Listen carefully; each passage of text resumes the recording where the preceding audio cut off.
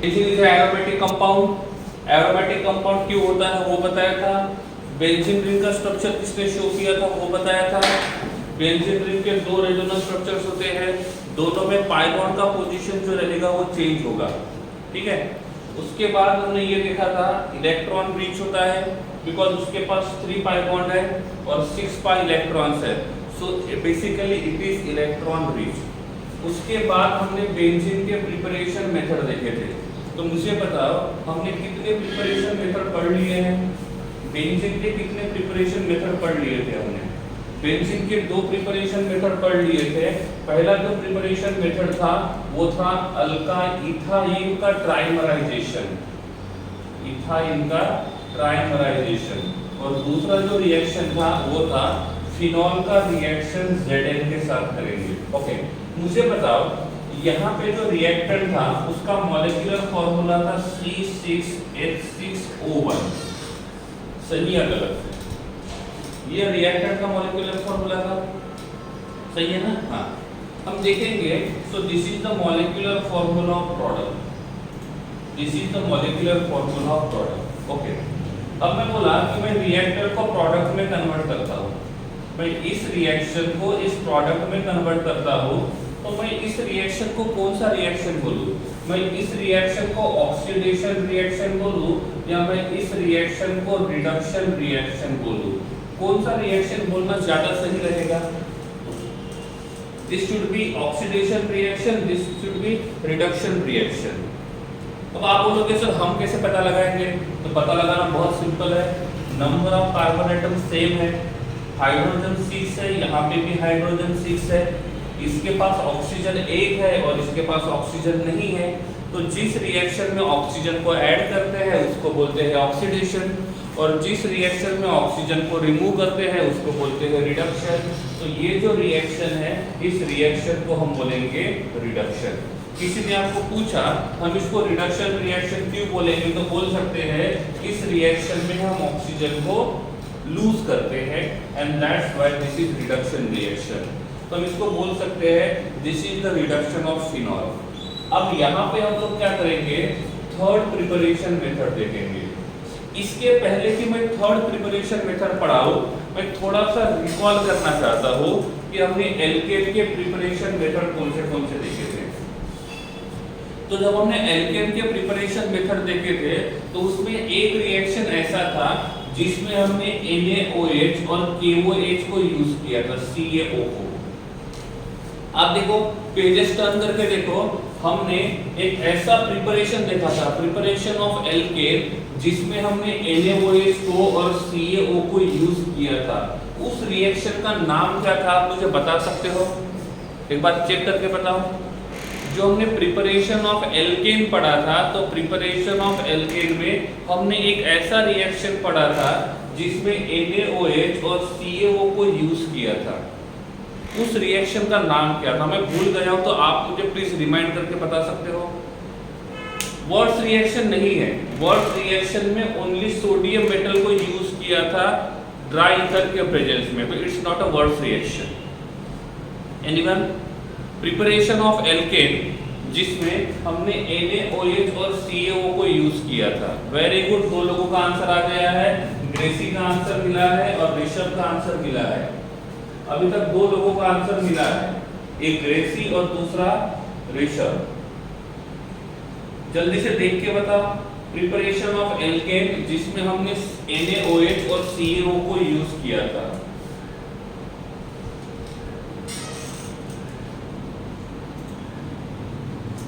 बस 2 ही लोगों को मिल गया अभी तक, ओनली 2 स्टूडेंट्स। इसका मतलब आप लोग रिवीजन नहीं करते हो, इसका मतलब आप लोग रिवीजन नहीं करते हो, ठीक है। इस रिएक्शन का जो नाम था, इस रिएक्शन का नाम था डीकार्बोक्सिलेशन रिएक्शन। तो इस रिएक्शन को हम डीकार्बोक्सिलेशन रिएक्शन के नाम से जानते हैं। अब क्वेश्चन ये आता है, ये डीकार्बोक्सिलेशन रिएक्शन क्या था। ये डीकार्बोक्सिलेशन रिएक्शन क्या था, तो हमने क्या किया था, यहाँ पे कार्बोक्सिलिक एसिड का सॉल्ट यूज किया था। This is the salt, sodium salt of carboxylic acid. और इस sodium salt of carboxylic acid का रिएक्शन हमने NaOH के साथ किया था। किसके साथ किया था? NaOH के साथ। और जब हमने ये रिएक्शन किया था तो यहाँ से Na2CO3 बाहर निकला था। क्या बाहर निकला था? Na2CO3। तो यहाँ से जो पहला प्रोडक्ट बाहर निकलेगा, जब रिएक्शन CaO के प्रेजेंस में करेंगे तो 2 Na, 1 कार्बन और 3 ऑक्सीजन, तो यहाँ से जो पहला बाय प्रोडक्ट बाहर निकलेगा दैट इज Na2CO3। तो सबसे पहला बाय प्रोडक्ट होना चाहिए Na2CO3। अब क्या बचा? यहाँ पे R बचा है और यहाँ पे H बचा है। तो ये R जो रहेगा वो H के साथ बॉन्ड बनाएगा, तो ये रहेगा RH। और इस प्रकार से हमने यहाँ पे एल्केन को बनाया था। सो this is the preparation of alkene. ठीक है, तो ये होता है डीकार्बोक्सिलेशन रिएक्शन। सपोज मैंने बोला मेरे पास है CH3 attached to CH2 attached to C double bond O minus और Na plus, और इसका रिएक्शन करते हैं NaOH के साथ इन प्रेजेंस ऑफ CaO। तो यहाँ पे जो प्रोडक्ट मिलेगा उस प्रोडक्ट का IUPAC नेम क्या होगा? यहाँ पे जो प्रोडक्ट मिलेगा उस प्रोडक्ट का IUPAC नेम क्या होगा?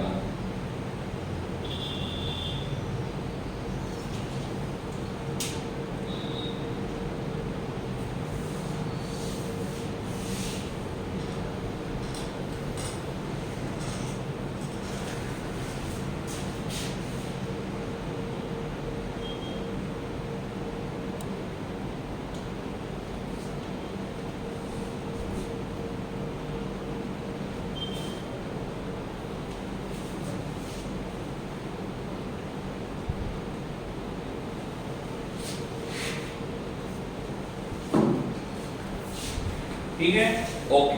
क्या करेंगे हम? यहाँ से इस ग्रुप को बाहर निकालेंगे। तो ये वाला जो हाइड्रोजन है, ये हाइड्रोजन यहाँ आ जाएगा, ये हाइड्रोजन यहाँ पे आ जाएगा। और इफ ये हाइड्रोजन यहाँ पे आएगा तो हमको मिलेगा CH3 attached to CH3, साथ में मिलेगा Na2CO3। So this will be our major product. This will be our major product. ठीक है?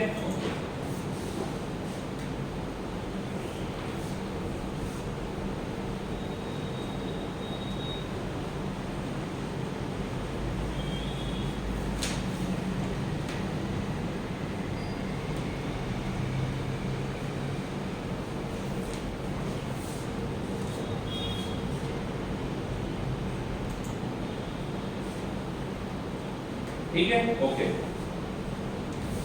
आफ्टर दैट इसमें हम लिखते हैं CH3 CH2 CH CH3 C double bond O minus और Na प्लस, और इसका रिएक्शन करेंगे NaOH के साथ इन presence of CaO। Then what will be the IUPAC name of product? Then what will be the IUPAC name of product? दिया हमने यही reaction शुरू किया है, हमने यही रिएक्शन शुरू किया है। Then what will be the IUPAC name of product?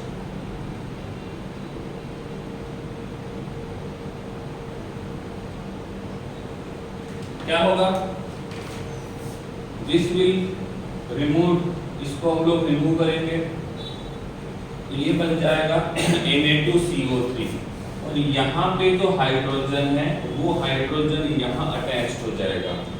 और इफ ऐसा रिएक्शन करते हैं तो यहाँ हमको मिलेगा CH3 attached to CH2 attached to CH2 attached to CH3, और यहाँ मिलेगा Na2CO3, और इसका नाम रहेगा ब्यूटेन। इसका नाम रहेगा ब्यूटेन। जिनका ये रिएक्शन सही है वो हैंड रेस करेंगे, जिनका ये रिएक्शन सही है वो हैंड रेस करेंगे।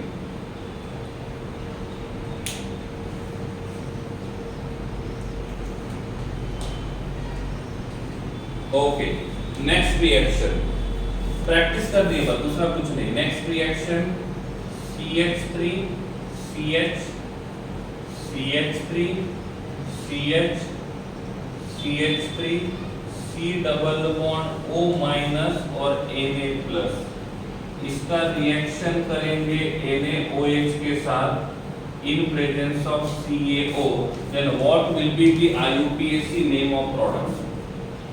Then what will be the IUPAC name of product?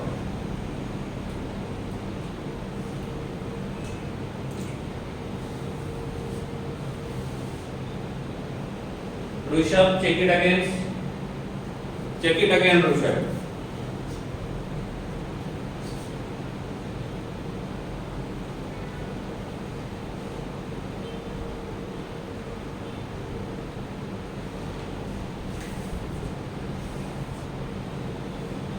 Okay, Priyansh, check it again.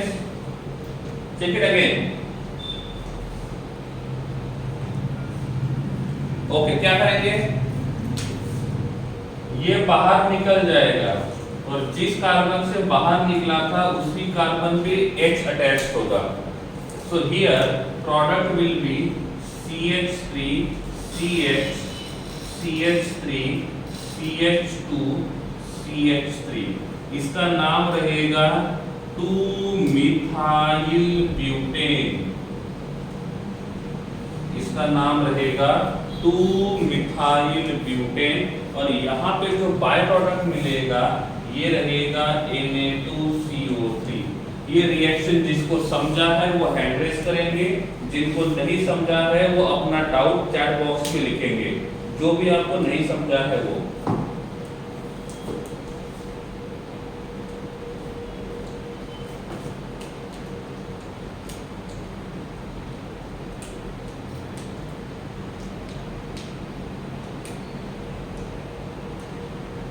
Priyansh clear है?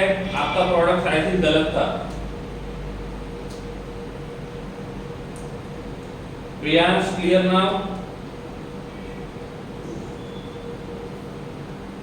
ओके, चलिए last example.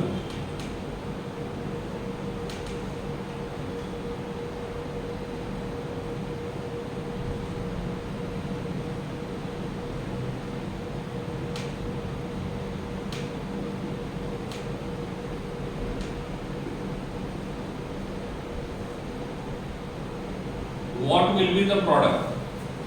What will be the product? Complete it now.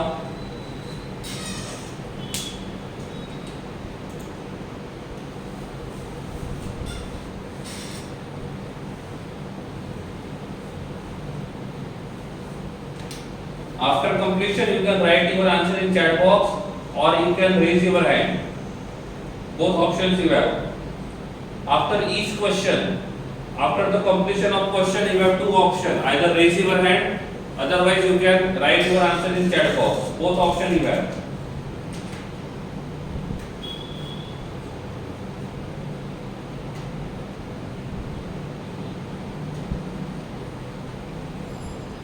Okay, only 30 students completed. Only 30. Similar type of reaction having this one. Okay, चलिए तो यहाँ पे क्या होगा, जिस यहाँ से हमको ये मिल जाए निकल जाएगा Na2CO3 और ये जो H प्लस आयन है वो यहाँ आ जाएगा, तो यहाँ पे हमको मिलेगा दिस इज C6H6 और इसको हम बोलेंगे benzene. So this is the preparation method of benzene.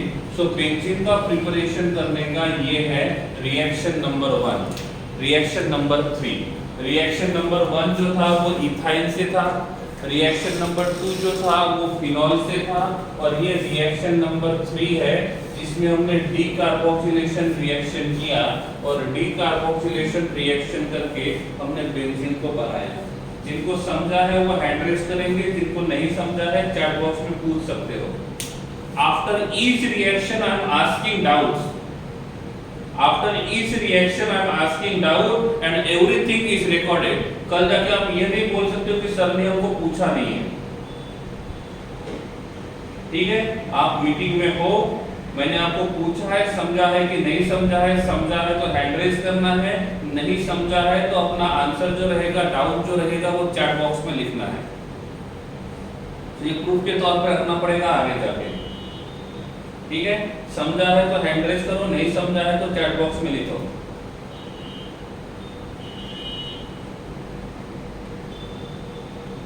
Okay चलिए, no doubts, that's good. Okay, ये जो बेंजीन रिंग है, दिस बेंजीन रिंग है इलेक्ट्रॉन रिंग्स। ओके, ये बेंजीन रिंग जो रहेगा ये वाटर में सोल्यूबल रहेगा कि इनसोल्यूबल रहेगा? क्या लगता है? Benzene ring will be soluble in yes Gracy.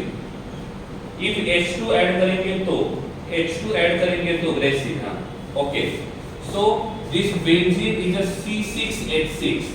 C6H6 का मतलब ये हाइड्रोकार्बन है, और जो हाइड्रोकार्बन होते हैं ये नॉन पोलर होते हैं, और ये नॉन पोलर होने की वजह से ये वाटर में जो रहेंगे ये सोल्यूबल नहीं रहेंगे। सेकंड थिंग, हम इसको एरोमेटिक कंपाउंड बोलते हैं। हम इसको एरोमेटिक कंपाउंड बोलते हैं क्योंकि ये special type of aroma, special type of fragrance को प्रोड्यूस करते हैं। सेकंड थिंग, इफ एक रिंग ऐसी रहेगी तो उसको बोलते हैं बेंजीन। क्या बोलेंगे? बेंजीन। दो रिंग ऐसे रहेंगे तो हम इसको बोलते हैं नैप्थेलिन। ये नैप्थेलिन जो होता है ये भी फ्रेग्रेंस को प्रोड्यूस करता है। हम टॉयलेट और बाथरूम में नैप्थेलिन बॉल्स को रखते हैं, तो वो नैप्थेलिन बॉल्स जो रहेंगे वो इसके बने हुए होते हैं, ठीक है? तो ये है बेंजीन रिंग और ये है नैप्थेलिन। जब दो बेंजीन रिंग एक दूसरे के साथ कंबाइन होते हैं तो बेंजीन जो रहेगा वो नैप्थेलिन में कन्वर्ट होगा। अब यहाँ पे बेंजीन का मॉलिक्यूलर फॉर्मूला C6H6 है, तो आप मुझे बताओ नैप्थेलिन का मॉलिक्यूलर फॉर्मूला क्या होगा? इस नैप्थेलिन का मॉलिक्यूलर फॉर्मूला क्या होगा? Can you guess the molecular formula of नैप्थेलिन?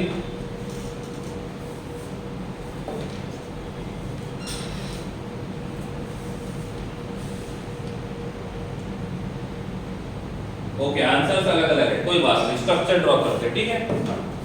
मैं बेंजीन का स्ट्रक्चर ड्रॉ करता हूं। सो दिस इज बेंजीन रिंग।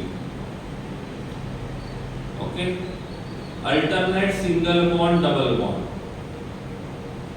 यहाँ पे इसने 3 बॉन्ड बनाए, नहीं मतलब हाइड्रोजन है, यहाँ पे भी हाइड्रोजन रहेगा, यहाँ पे हाइड्रोजन है, यहाँ पे हाइड्रोजन है, यहाँ पे हाइड्रोजन है, यहाँ पे हाइड्रोजन है। तो कार्बन 6 है और हाइड्रोजन 6 है, so this will be C6H6। Okay, अब मैं नैप्थेलिन का स्ट्रक्चर ड्रॉ करता हूँ। सो यहाँ पे ये एक रिंग है, यहाँ पे ये दूसरा रिंग है। ओके, सबसे पहले कार्बन काउंट कर लेते हैं। कार्बन कितने हैं? ये 6 और ये 4 10, तो number of carbon atom is 10। यहाँ पे alternate single bond double bond होता है, alternate single bond double bond होता है, तो यहाँ पे alternate single bond double bond है। अब मुझे बताओ इस कार्बन ने कितने बॉन्ड बनाए? इस कार्बन ने कितने बॉन्ड बनाए? इस कार्बन ने इधर 2 और इधर 1, 3 बॉन्ड बनाए। इसका मतलब यहाँ पे नहीं मतलब हाइड्रोजन है। इस कार्बन ने भी यहाँ पे 3 बॉन्ड बनाए, तो नहीं मतलब इसके पास भी हाइड्रोजन है। यहाँ पे भी हाइड्रोजन हो सकता है, यहाँ पे भी हाइड्रोजन हो सकता है। मैंने पूछा क्या यहाँ पे हाइड्रोजन होगा? क्या इस पोजीशन पे हाइड्रोजन होगा? ये कैसे पता चलेगा? इस कार्बन ने यहाँ पे डबल बॉन्ड बनाया, यहाँ पे सिंगल बॉन्ड बनाया, यहाँ पे सिंगल बॉन्ड बनाया।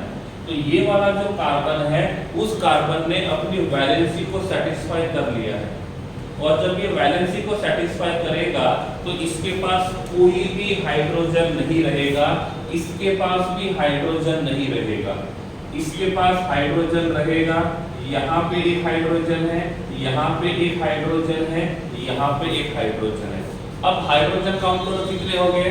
1 2 3 4 5 6 7 8।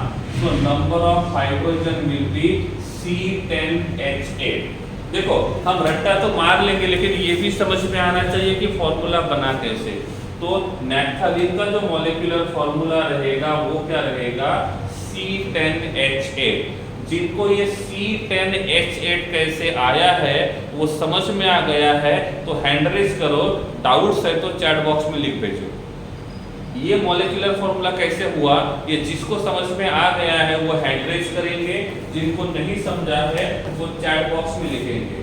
और वेरी ओनली 24 लोग, सो सैड। ओके, ये है बेंजीन, ये है नैप्थलीन, यहां पे मैं लिखता हूं एंथ्रासीन। ये बेंजीन, ये नैप्थलीन और ये anthracene.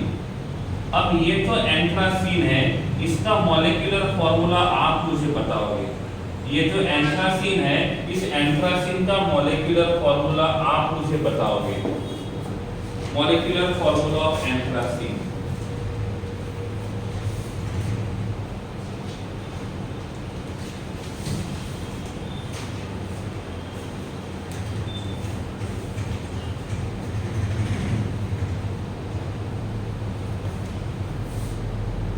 I am waiting for your answers. What will be the molecular formula of this anthracene?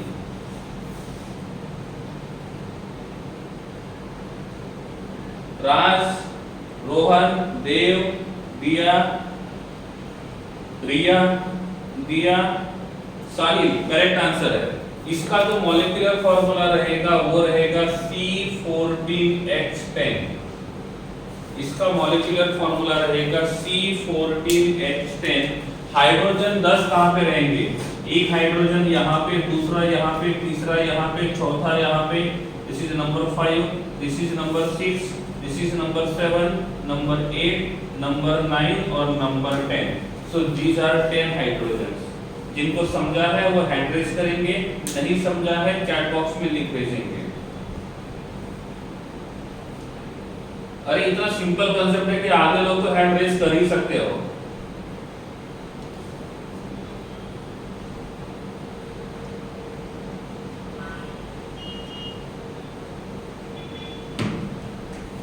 Okay, अब मैंने पूछा बेंजीन जो है वो CCl4 में सोल्यूबल रहेगा कि इनसोल्यूबल रहेगा। बेंजीन रिंग CCl4 में सोल्यूबल रहेगा कि इनसोल्यूबल रहेगा। हम CCl4 की बात करेंगे तो CCl4 जो है carbon attach to chlorine, attach to chlorine, attach to chlorine, ये सिमेट्रिकल मॉलिक्यूल है और सिमेट्रिकल मॉलिक्यूल का डायपोल मोमेंट 0 रहेगा। डायपोल मोमेंट 0 रहेगा तो ये नॉन पोलर होगा। बेंजीन जो है ये भी नॉन पोलर है, तो CCl4 में बेंजीन जो रहेगा वो कैसा रहेगा, सोल्यूबल हो सकता है। ठीक है, तो कौन सोल्यूबल रहेगा कौन नहीं रहेगा वो हम यहाँ से चेक करके बता सकते हैं कि किस प्रकार से ये रिएक्शन शो करेगा। ठीक है, ओके। इनमें कुछ डाउट्स है तो पूछिए, नहीं तो आगे चलते हैं। If any doubts are here, then you can ask. Otherwise, आगे चलते हैं।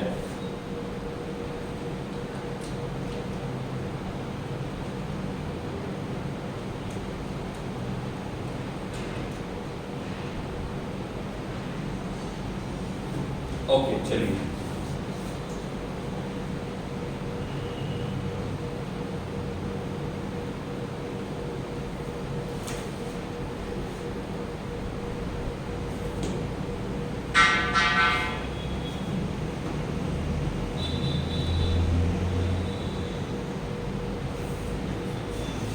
ओके,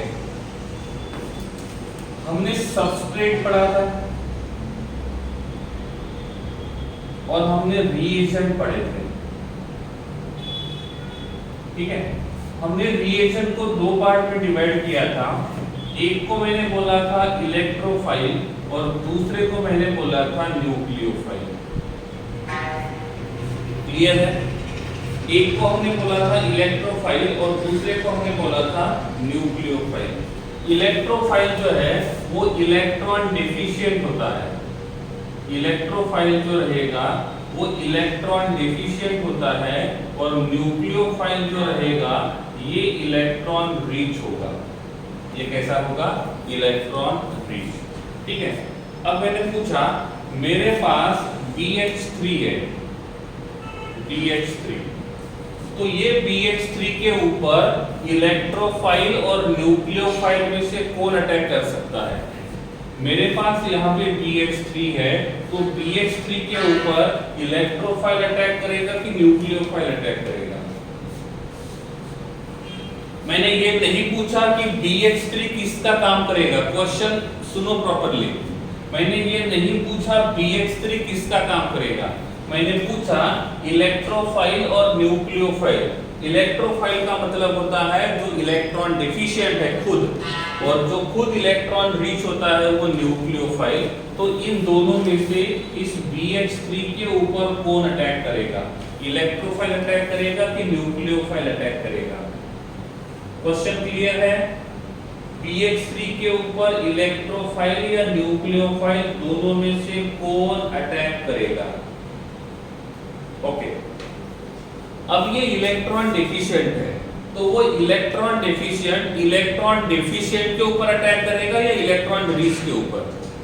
ये इलेक्ट्रोफाइल खुद इलेक्ट्रॉन डेफिशिएंट है, तो ये इलेक्ट्रॉन डेफिशिएंट के ऊपर अटैक नहीं करेगा, वो इलेक्ट्रॉन रिच के ऊपर अटैक करेगा।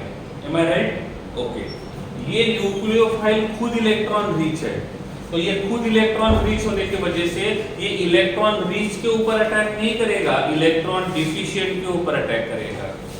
मैं यहाँ पे BH3 का स्ट्रक्चर ड्रॉ करता हूँ। This is 1 hydrogen, this is 2nd hydrogen, this is 3rd hydrogen. अब इस बोरॉन की बात करेंगे तो बोरॉन ने टोटल 3 बॉन्ड बनाए हैं, तो इस बोरॉन के पास टोटल नंबर ऑफ इलेक्ट्रॉन्स जो है वो कितने हैं? 6। और जब बोरॉन के पास टोटल नंबर ऑफ इलेक्ट्रॉन 6 है, तो यहाँ का जो बोरॉन है वो इलेक्ट्रॉन रिच है कि इलेक्ट्रॉन डेफिशिएंट है? तो यहाँ का जो बोरॉन है वो इलेक्ट्रॉन डेफिशिएंट है। और जब ये बोरॉन इलेक्ट्रॉन डेफिशिएंट रहेगा, जब ये बोरॉन इलेक्ट्रॉन डेफिशिएंट रहेगा, तो ये इलेक्ट्रॉन डेफिशिएंट इलेक्ट्रॉन डेफिशिएंट को बुलाएगा या इलेक्ट्रॉन रिच को बुलाएगा? ये इलेक्ट्रॉन डेफिशिएंट जो है वो इलेक्ट्रॉन डेफिशिएंट को बुलाएगा या इलेक्ट्रॉन रिच को बुलाएगा? किसको बुलाएगा? इलेक्ट्रॉन रिच को बुलाएगा। इसका मतलब यहाँ पे जो अटैक करेगा वो न्यूक्लियोफाइल। यहाँ पे कौन अटैक करेगा? न्यूक्लियोफाइल। समझा है तो हैंड रेज करना है, नहीं समझा है तो डाउट्स में लिख भेजना है क्या नहीं समझा।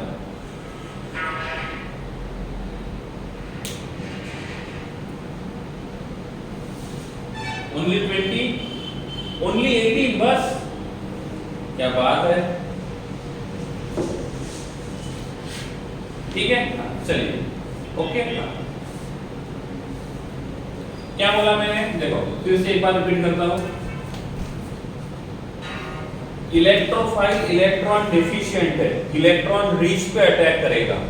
न्यूक्लियोफाइल इलेक्ट्रॉन रिच है, इलेक्ट्रॉन डेफिशिएंट पे अटैक करेगा। यहाँ पे जो बोरॉन है, इस बोरॉन के पास टोटल नंबर ऑफ इलेक्ट्रॉन जो है वो 6 है, और टोटल नंबर ऑफ इलेक्ट्रॉन 6 है, तो ये बोरॉन खुद इलेक्ट्रॉन डेफिशिएंट है। तो इलेक्ट्रॉन डेफिशिएंट हमेशा इलेक्ट्रॉन रिच को पुल करता है, और इन दोनों में से न्यूक्लियोफाइल जो है वो इलेक्ट्रॉन रिच है, और इसीलिए इसके ऊपर न्यूक्लियोफाइल अटैक करेगा, इलेक्ट्रोफाइल अटैक नहीं करेगा। क्लियर? ओके, यश परमार, क्लियर?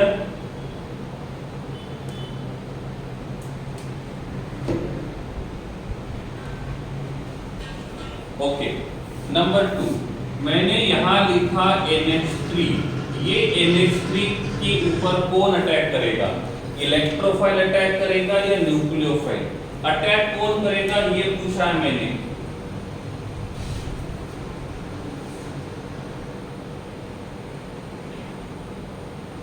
पक्का? कैसे पता चला? यहाँ पे hydrogen attach to nitrogen attach to hydrogen with lone pair. इस नाइट्रोजन के पास total number of electrons are 8। Total number of electrons are 8, तो it is electron rich. If ये इलेक्ट्रॉन रिच है तो इलेक्ट्रॉन डेफिशिएंट को बुलाएगा। और जब ये इलेक्ट्रॉन डिफिशिएंट को बुलाएगा तो क्या होगा, जब वो इलेक्ट्रॉन डिफिशिएंट को बुलाएगा तो क्या होगा, इलेक्ट्रोफाइल आएगा या न्यूक्लियोफाइल आएगा। तो यहाँ पे इलेक्ट्रोफाइल नहीं आएगा, न्यूक्लियोफाइल नहीं आएगा, तो इसके ऊपर इलेक्ट्रोफाइल अटैक करेगा, इसके ऊपर न्यूक्लियोफाइल अटैक करेगा। ओके, अब मैंने पूछा मेरे पास यहाँ पे OH माइनस है, तो इस OH माइनस के ऊपर कौन अटैक करेगा, इलेक्ट्रोफाइल अटैक करेगा या न्यूक्लियोफाइल? कैसे पता चला? इसके ऊपर नेगेटिव चार्ज है, और जिसके ऊपर भी नेगेटिव चार्ज होता है वो इलेक्ट्रॉन रीच होता है, और ये इलेक्ट्रॉन रीच होने की वजह से यहाँ पे इलेक्ट्रोफाइल अटैक करेगा। कौन अटैक करेगा? इलेक्ट्रोफाइल। नेक्स्ट मैंने पूछा CH3 अटैच टू CH2+, इस पे कौन अटैक करेगा, इलेक्ट्रोफाइल अटैक करेगा या न्यूक्लियोफाइल?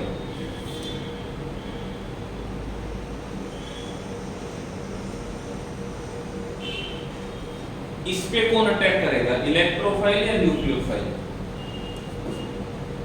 रिया, इलेक्ट्रोफाइल कैसे अटैक करेगा? How it is possible? Riya, ये यहाँ पे पॉजिटिवली चार्ज है, पॉजिटिवली चार्ज का मतलब ये खुद इलेक्ट्रॉन डेफिशिएंट है, और जो खुद इलेक्ट्रॉन डेफिशिएंट रहेगा उसके ऊपर न्यूक्लियोफाइल अटैक करेगा। कौन अटैक करेगा? न्यूक्लियोफाइल। रिया, क्लियर ना? Okay, next is CH3 attach to CH2 negative, इसके ऊपर कौन अटैक करेगा, इलेक्ट्रोफाइल या न्यूक्लियोफाइल? इसके ऊपर कौन अटैक करेगा, इलेक्ट्रोफाइल या न्यूक्लियोफाइल? इसके ऊपर जो चार्ज है वो नेगेटिव है, नेगेटिव चार्ज होने की वजह से इलेक्ट्रोफाइल जो रहेगा वो यहाँ पे अटैक करेगा। नेगेटिव चार्ज रहेगा तो इलेक्ट्रोफाइल अटैक करेगा। क्लियर है? ये सब क्लियर है? यस को हैंड रेज कीजिए, नहीं तो चैट बॉक्स में लिख भेजिए।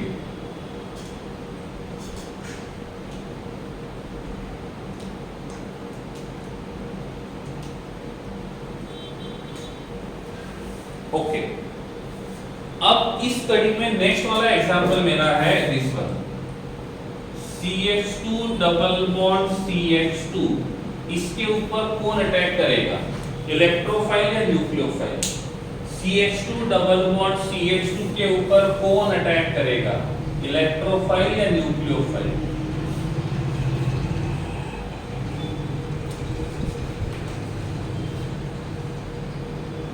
CH2 डबल बॉन्ड CH2 पे कौन अटैक करेगा, इलेक्ट्रोफाइल या न्यूक्लियोफाइल? ओके, देखो बेंजीन रिंग इलेक्ट्रॉन रिच क्यों है, बेंजीन रिंग इलेक्ट्रॉन रिच क्यों है? Due to presence of 6 pi electrons. इसका मतलब इफ किसी के पास pi इलेक्ट्रॉन्स होते हैं तो वो इलेक्ट्रॉन रिच के जैसे काम करता है। क्या बोला मैंने?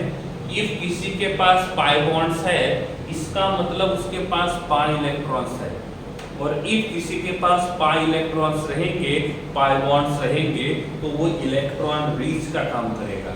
और यहाँ पे भी कार्बन और कार्बन के बीच में pi बॉन्ड है, इसका मतलब यहाँ पे ये मॉलिक्यूल इलेक्ट्रॉन रिच के जैसे बिहेव करेगा। और जब ये इलेक्ट्रॉन रिच के जैसे बिहेव करेगा तो इसके ऊपर कौन अटैक करेगा, इसके ऊपर न्यूक्लियोफाइल अटैक नहीं करेगा, इसके ऊपर इलेक्ट्रोफाइल अटैक करेगा। नोट करके रख दो, जहां पे भी पाई बॉन्ड होता है, जहां पे भी पाई इलेक्ट्रॉन्स होता है, वो हमेशा इलेक्ट्रॉन रिच के जैसा बिहेव करता है, और जब वो इलेक्ट्रॉन रिच के जैसा बिहेव करेगा तो उसके ऊपर न्यूक्लियोफाइल अटैक नहीं करेगा, उसके ऊपर इलेक्ट्रोफाइल अटैक करेगा। क्लियर है? समझ में आ गया है तो हैंड रेज करो।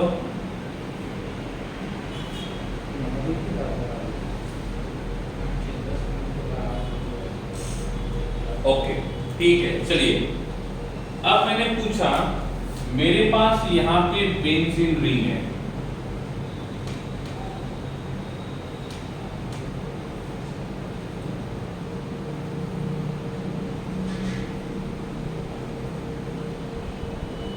Hydrogen hydrogen hydrogen hydrogen hydrogen और hydrogen.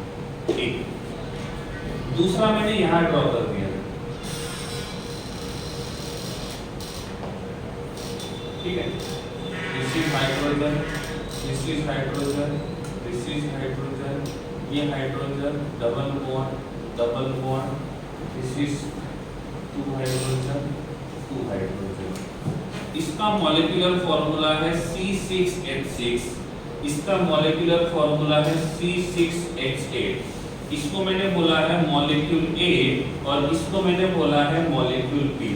Which molecule will be more stable? Which molecule will be more stable? A and B. I am asking about the stability. Which molecule will be more stable, A or B?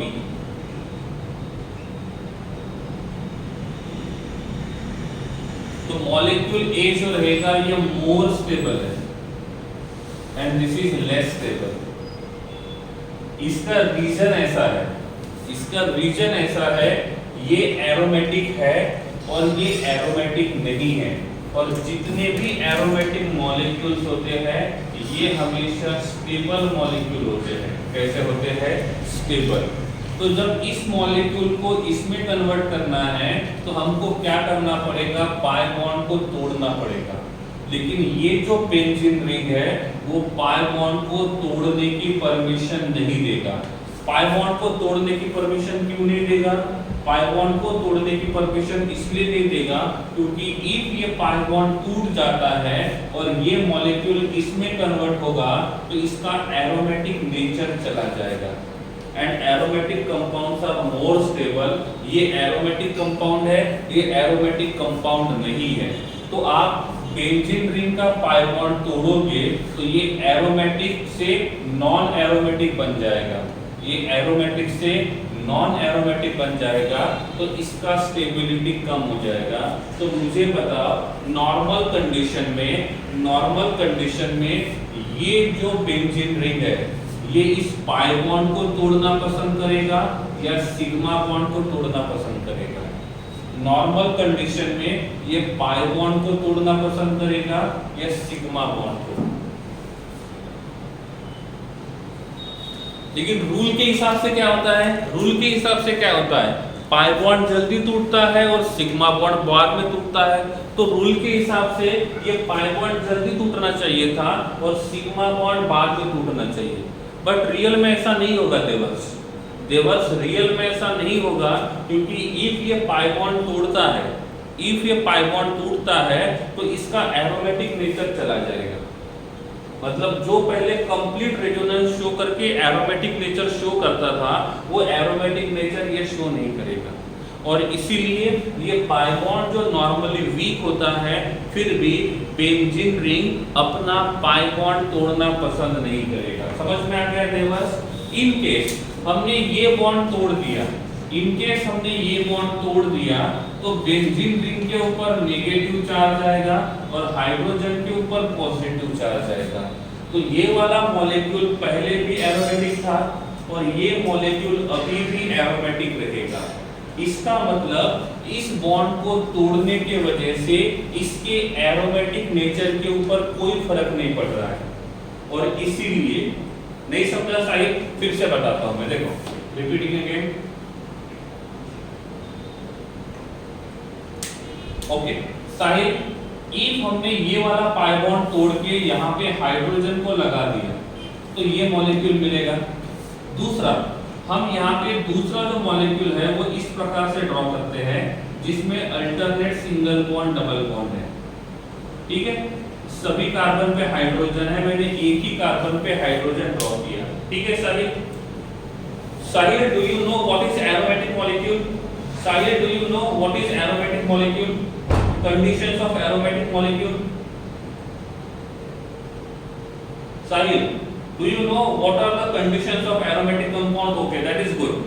Okay, पहली condition वो complete resonance show करना चाहिए।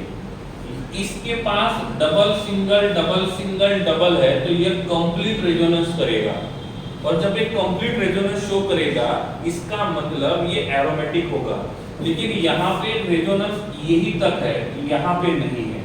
तो in case हम इस pi bond को तोड़ते हैं और इस पाई बॉन्ड को निकाल देते हैं और वहां पे दो नए सिग्मा बॉन्ड बनाते हैं, तो ये मॉलिक्यूल एरोमेटिक है और ये मॉलिक्यूल एरोमेटिक नहीं है, तो एरोमेटिक से नॉन एरोमेटिक बनेगा।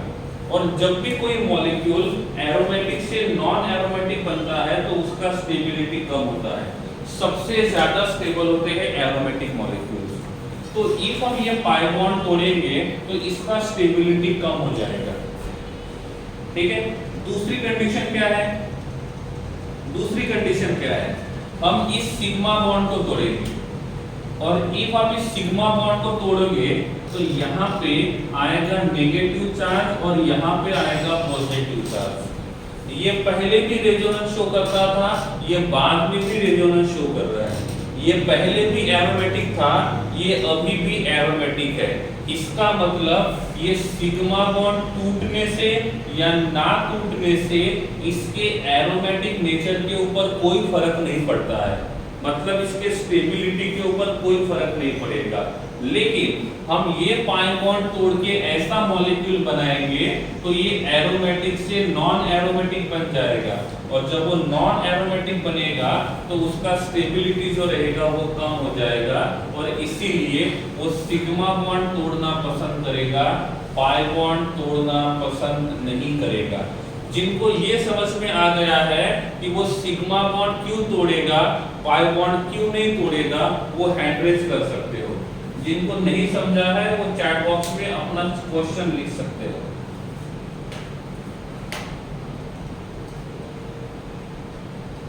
नो इफेक्ट ऑन, नो ऐसा नहीं है, स्टेबिलिटी इंक्रीज होगा।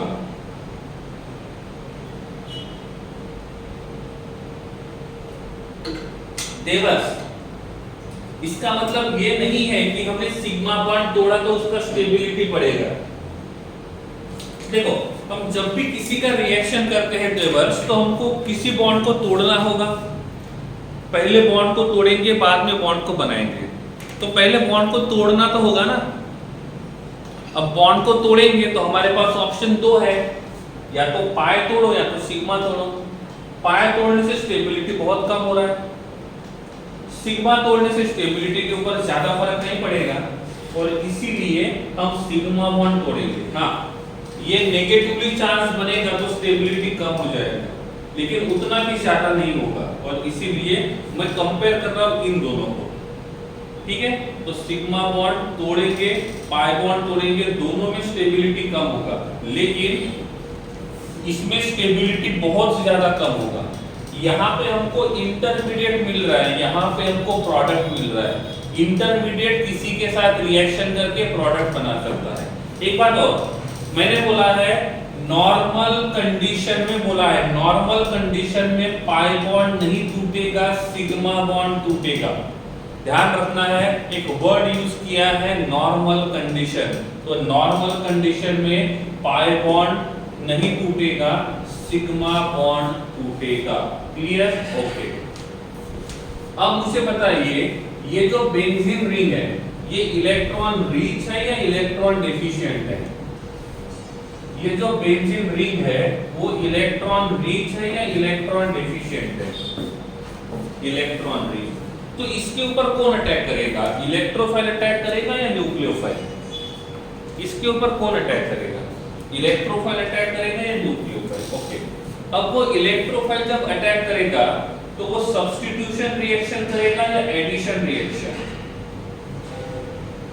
जब वो इलेक्ट्रोफाइल अटैक करेगा तो वो सब्स्टिट्यूशन रिएक्शन करेगा या एडिशन रिएक्शन? एडिशन रिएक्शन करेंगे तो पाई बॉन्ड निकल जाएगा, एडिशन रिएक्शन करेंगे तो पाई बॉन्ड निकल जाएगा, और हम चाहते हैं कि पाई बॉन्ड ना निकले, इसका मतलब ये सब्स्टिट्यूशन रिएक्शन करेगा। अब ये जो इलेक्ट्रोफाइल है वो इलेक्ट्रोफाइल क्या करेगा? ये इलेक्ट्रोफाइल किसी भी एक कार्बन पे अटैक करेगा, किसी भी एक कार्बन पे, और इस कार्बन पे अटैक करेगा और हाइड्रोजन बाहर निकलेगा। कौन बाहर निकलेगा? हाइड्रोजन। समझ में आ रहा है? तो हमने इलेक्ट्रोफाइल को कार्बन के ऊपर ऐड किया और वहां से हाइड्रोजन को निकाल दिया, और जब इस प्रकार का रिएक्शन होगा तो यहाँ पे हमको जो प्रोडक्ट मिलेगा वो इस प्रकार से alternate single bond, double bond, सभी कार्बन के ऊपर हाइड्रोजन है और यहाँ पे इलेक्ट्रोफाइल है। So this is hydrogen, this is hydrogen, this is hydrogen, this is hydrogen and this is hydrogen। तो इस रिएक्शन में क्या किया? इस रिएक्शन में हाइड्रोजन को रिमूव किया और इलेक्ट्रोफाइल को ऐड किया। इसका मतलब ये रिएक्शन सब्स्टिट्यूशन रिएक्शन है। This is a substitution reaction. मैंने इस रिएक्शन को सब्स्टिट्यूशन रिएक्शन क्यों कहा है? ये जिसको समझा है वो हैंड रेज करेंगे और जिनको नहीं समझा है वो चैट बॉक्स में अपना डाउट लिखेंगे।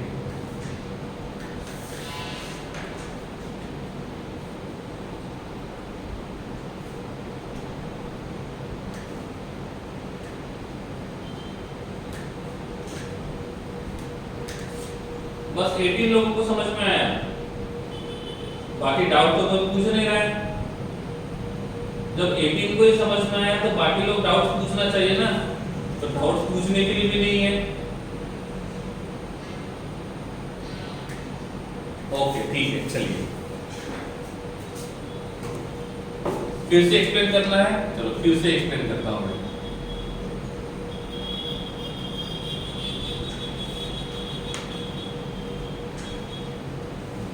ओके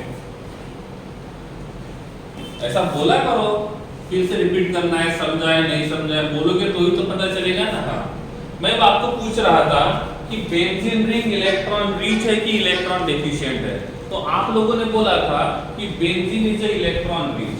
क्या बोला था? Benzene is a electron rich. क्यों? क्योंकि बेंजीन रिंग के पास पाई इलेक्ट्रॉन्स है। तो यहाँ पे हम बेंजीन रिंग के ऊपर इलेक्ट्रोफाइल को लगाएंगे। किसको लगाएंगे? इलेक्ट्रोफाइल। अब ये बेंजीन रिंग के ऊपर इलेक्ट्रोफाइल अटैक करेगा। अब देखो यहां से हम पाई और सिग्मा में से कौन सा बॉन्ड तोड़ सकते हैं? हम सिग्मा बॉन्ड तोड़ सकते हैं नॉर्मल कंडीशन में। तो क्या होगा? ये जो इलेक्ट्रोफाइल है वो इलेक्ट्रोफाइल यहां अटैक करेगा और यहां से हाइड्रोजन को बाहर निकालेगा। तो इस देखो ऐसा नहीं कि यही कार्बन, आप कोई भी कार्बन सिलेक्ट कर सकते हो, आप कोई भी कार्बन सिलेक्ट कर सकते हो। तो इस इलेक्ट्रोफाइल ने इस कार्बन के ऊपर अटैक किया, कार्बन के बॉन्ड हो जाएंगे 5, वैलेंसी है 4, और वैलेंसी सेटिस्फाई करने के लिए वो हाइड्रोजन को बोलेगा यू कैन गो नाउ। समझ में आ गया? वैलेंसी सेटिस्फाई करने के लिए वो हाइड्रोजन को बोलेगा यू कैन गो नाउ, और जैसे हाइड्रोजन चले जाएगा तो यहाँ पे हमको जो प्रोडक्ट मिलेगा that will be this is benzene ring, this is benzene ring. सभी जगह हाइड्रोजन एज इट इज रहेंगे, सभी जगह हाइड्रोजन एज इट इज रहेंगे, लेकिन यहाँ पे हाइड्रोजन की जगह क्या रहेगा? इलेक्ट्रोफाइल रहेगा। क्या रहेगा? इलेक्ट्रोफाइल। ठीक है, हमने किसको निकाला? हमने किसको निकाला? किसको निकाला? किसको निकाला? हमने हाइड्रोजन को निकाला, और हाइड्रोजन के जगह किसको ऐड किया? हमने हाइड्रोजन के जगह इलेक्ट्रोफाइल को ऐड किया।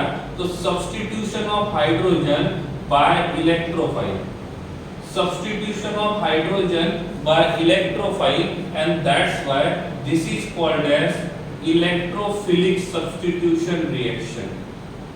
That is called as electrophilic substitution reaction.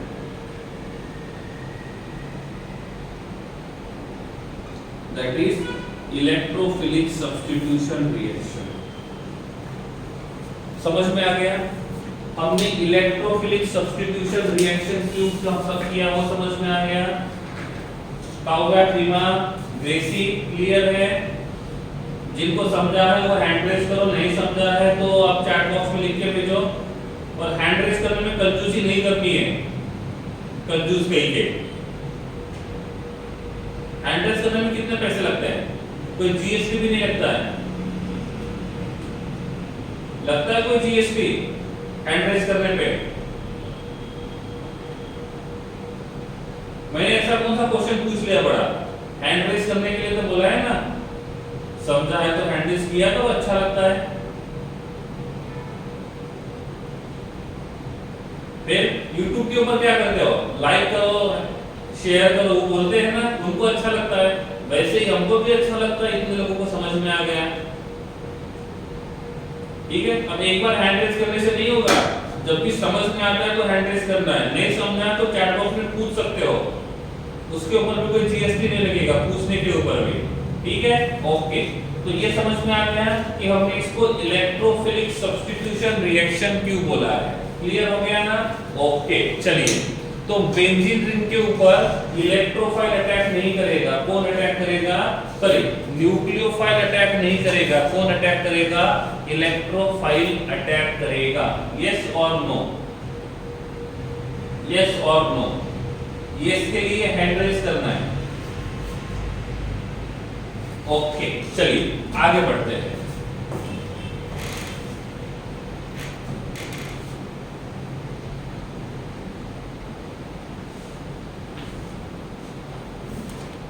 कौन सा रिएक्शन पढ़ रहे हैं हम लोग? इलेक्ट्रोफिलिक सब्स्टिट्यूशन रिएक्शन, जिसको शॉर्ट में लिखेंगे ई, ये भी नहीं पढ़ा, ESR, इलेक्ट्रोफिलिक सब्स्टिट्यूशन रिएक्शन। कौन सा reaction? Electrophilic substitution reaction. Electrophilic substitution reaction में पहला रिएक्शन आता है नाइट्रेशन। पहला रिएक्शन आता है नाइट्रेशन। ठीक है, अब देखो किसको ऐड करेंगे, किसके प्रेजेंस में, और इलेक्ट्रोफाइल क्या होगा? समझ में आ गया क्या लिखा मैंने? रिएक्शन में किसको ऐड करेंगे, उसको किसके प्रेजेंस में ऐड करेंगे, और उस रिएक्शन का जो इलेक्ट्रोफाइल रहेगा वो क्या होगा। ठीक है, चलो ध्यान दो। नाइट्रेशन रिएक्शन में हम HNO3 को ऐड करते हैं। किसको ऐड करते हैं?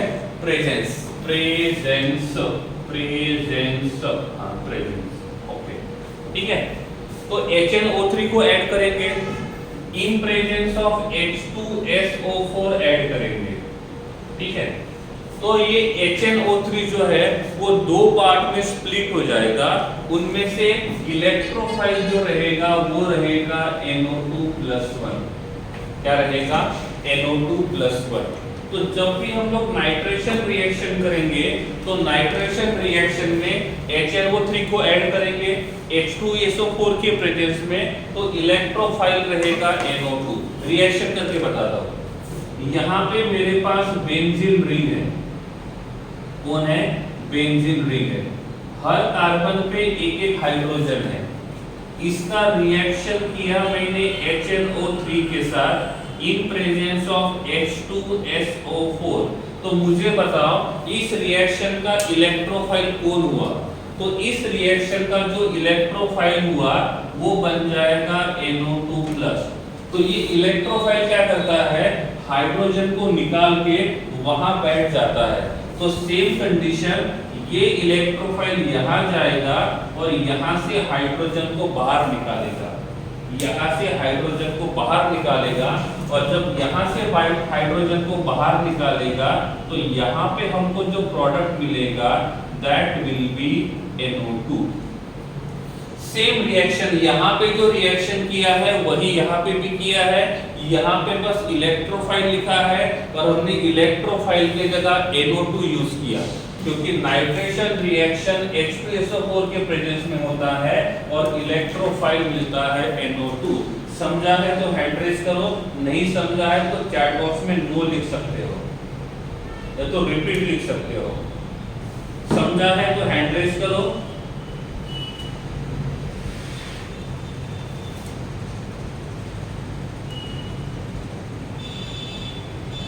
Yes, by product will be H2। यहाँ पे बाय प्रोडक्ट जो रहेगा वो H2O रहेगा। ठीक है, ओके। कौन है? रिपीट। ओके, चलो रिपीट।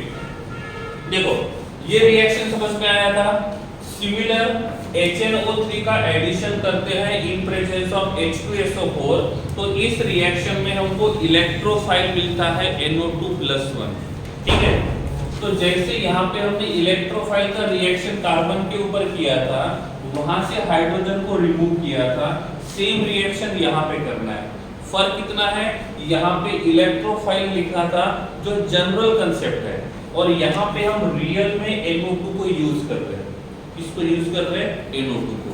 तो इस प्रकार से हम NO2 को यहाँ लगाएंगे, यहाँ से हाइड्रोजन को बाहर निकालेंगे, तो इस रिएक्शन को हम कहते हैं नाइट्रेशन रिएक्शन। क्या कहेंगे, nitration reaction. Dev Rawal clear? Okay, so this is nitration reaction. ठीक है, ओके। सेकंड जो रिएक्शन आता है, इस रिएक्शन को बोलते हैं हम लोग सल्फोनेशन रिएक्शन। क्या बोलते हैं, सल्फोनेशन रिएक्शन। एक बात और, ठीक है,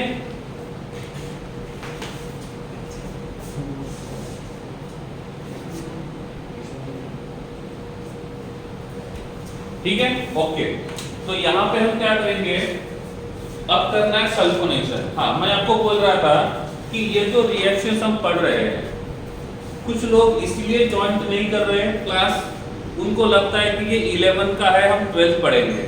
लेकिन एक बात का ध्यान रखना है, जो रिएक्शन हम 11 में पढ़ रहे हैं उन्हीं को यूज करना होगा 12 स्टैंडर्ड में। तो ये आपको समझ में आता है। नाइट्रेशन, सल्फोनेशन, यहाँ पे 5 टाइप के इलेक्ट्रोफिलिक सब्स्टिट्यूशन रिएक्शन है, 5 टाइप के, और ये पांचों के पांचों टाइप के इलेक्ट्रोफिलिक सब्स्टिट्यूशन इस चैप्टर में आए हैं। ऑर्गेनिक में 4 चैप्टर है, तो हर चैप्टर में ये सेम रिएक्शन आता है, हर चैप्टर में। अभी मैंने क्लियरली बता दिया, जब नेक्स्ट चैप्टर आएगा तब मैं आपको बोल दूंगा नाइट्रेशन में ये करते हैं, प्रोडक्ट ये मिलेगा, दैट्स इट। तो वहां पे फिर से रिपीट नहीं होगा, और इसीलिए मैं आपको बोल रहा हूं कि जो भी क्लास है, चाहे वो 11 का सिलेबस हो या 12 का सिलेबस हो, इफ ये 11 का टॉपिक इंपॉर्टेंट नहीं होता तो मैं इसको खींचता क्यों, तो कुछ लोगों को ये लगता है कि ये किसी काम का नहीं है, उनकी सोच अलग हो सकती है। लेकिन जितने लोग यहाँ पे है, मैं आपको यही बोलूंगा, 11th का ऑर्गेनिक समझ में आता है तो 12th वाला ऑर्गेनिक इजी जाएगा। और रट्टा मार के ऑर्गेनिक केमिस्ट्री को नहीं पढ़ सकते, आपको कोई भी कितना भी बोले। क्योंकि आप इतना मान लो, आपने ये रिएक्शन रट्टा मार दिया है, मैंने इलेक्ट्रोफाइल को चेंज कर दिया, तो आपको इस रिएक्शन को रट्टा मारने का कोई मतलब ही नहीं हुआ। तो इंस्टेड ऑफ रट्टा मारना, रिएक्शन को समझ के ले लो। और इसलिए मैं आपको बोल रहा हूँ, ये रिएक्शन 11th में आते हैं, 12th में 4 ऑर्गेनिक के चैप्टर है, और हर ऑर्गेनिक के चैप्टर में सेम रिएक्शन आता है, 5 टाइप के इलेक्ट्रोफिलिक सब्स्टिट्यूशन रिएक्शन। ठीक है, तो आपको मिस नहीं करना है, मिस करोगे तो आपको 12th में दिक्कत होगी। ठीक है, चलो आगे बढ़ते हैं। जब भी हम लोग सल्फोनेशन रिएक्शन करते हैं, तो सल्फोनेशन रिएक्शन करने के टाइम पे हम H2SO4 को ऐड करते हैं। इसको ऐड करेंगे H2SO4 को, और ये रिएक्शन करते हैं इन प्रेजेंस ऑफ SO3। ये रिएक्शन करते हैं इन प्रेजेंस ऑफ SO3, तो यहाँ पे हमको प्रोडक्ट मिलता है SO3H+1। तो ये रहेगा हमारा इलेक्ट्रोफाइल, ये रहेगा इलेक्ट्रोफाइल।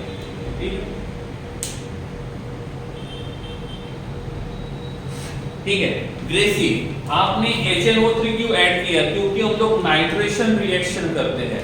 नाइट्रेशन का मतलब होता है एडिशन ऑफ HNO3, सल्फोनेशन का मतलब होता है एडिशन ऑफ H2SO4। ग्रेसी, ठीक है। हाँ, तो सल्फोनेशन में हम H2SO4 को यूज करेंगे, रिएक्शन SO3 के प्रेजेंस में होगा, तो यहाँ पे हमको न्यूक्लियोफाइल जो है वो मिलेगा SO3H। क्या मिलेगा? SO3H electrophile. न्यूक्लियोफाइल भी लिख लेता हूँ, क्या मिलेगा? यहाँ पे न्यूक्लियोफाइल मिलेगा OH, यहाँ पे न्यूक्लियोफाइल मिलेगा OH। तो दोनों में न्यूक्लियोफाइल क्या मिलेगा वो भी मैंने लिख दिया है। तो यहाँ का H इस OH के साथ जाएगा तो बाय प्रोडक्ट बनेगा H2O। बाय प्रोडक्ट क्या बनेगा? H2O। तो यहाँ पे जो बाय प्रोडक्ट रहेगा पहले वाले में, इसमें जो बाय प्रोडक्ट आएगा वो आएगा H2O। क्लियर हुआ? ओके है? हाँ। सल्फोनेशन रिएक्शन H2SO4 को ऐड करेंगे SO3 के प्रेजेंस में, इलेक्ट्रोफाइल रहेगा SO3H और न्यूक्लियोफाइल रहेगा OH-। अब देखो, तो यहाँ हम क्या करेंगे, यहाँ हम लिखेंगे H2SO4, एरो के ऊपर लिखेंगे हम लोग SO3, तो इलेक्ट्रोफाइल कौन लिखेंगे? इलेक्ट्रोफाइल कौन होगा? इलेक्ट्रोफाइल होगा SO3H+1। कौन होगा? SO3+1। तो यहाँ पे हमको प्रोडक्ट में मिलेगा SO3H। समझा है तो हैंड रेज करना है, नहीं समझा है तो वैसे चैट में बताना है। कुछ नहीं किया, जो इलेक्ट्रोफाइल था वो इलेक्ट्रोफाइल ने कार्बन के ऊपर अटैक किया, वहां से हाइड्रोजन को बाहर निकाला। एक बार और मैं आपको बोल रहा हूं कि यहाँ पे आप किसी भी कार्बन पे रिएक्शन कर सकते हो। जिसको समझा है वो हैंड रेज करेंगे, जिसको नहीं समझा है चैट बॉक्स में लिखो। ये 12th स्टैंडर्ड के हिसाब से बहुत ही ज्यादा इंपॉर्टेंट रिएक्शन है। समझा है तो हैंड रेज करो, ताकि मुझे ये तो समझ में आए कि आपको क्लियर हुआ कि नहीं हुआ। इतनी मेहनत कर रहा हूं आपको समझाने के लिए, तो थोड़ा रिप्लाई कर सकते हो। क्लियर हुआ? ओनली 23 लोगों को, 25 लोग भी ऐसे नहीं है जिसको समझ में आ गया। ओके ठीक है, क्लियर है। तीसरा जो रिएक्शन आता है, उस तीसरे रिएक्शन को हम बोलते हैं हैलोजनेशन। क्या बोलेंगे? हैलोजनेशन। हैलोजनेशन में हम H2 को ऐड करेंगे इन presence of AlCl3, in presence of AlCl3। और जब ये reaction in presence of AlCl3 करेंगे तो इलेक्ट्रोफाइल रहेगा H+ और न्यूक्लियोफाइल रहेगा X-। इलेक्ट्रोफाइल रहेगा X+ और न्यूक्लियोफाइल रहेगा X-। यहाँ पे बाय प्रोडक्ट H2O मिला था, ठीक है? ओके। अब क्या होगा? क्या होगा? यहाँ से हम लोग ऐड करेंगे H2, रिएक्शन जो रहेगा वो रहेगा इन प्रेजेंस ऑफ AlCl3।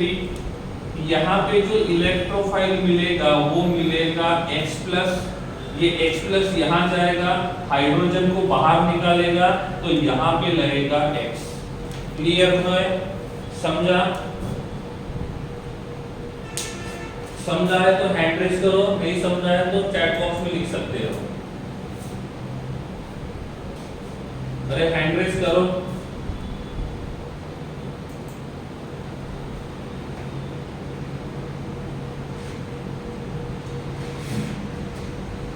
महावीर, क्या आपको नाइट्रेशन और सल्फोनेशन समझा है?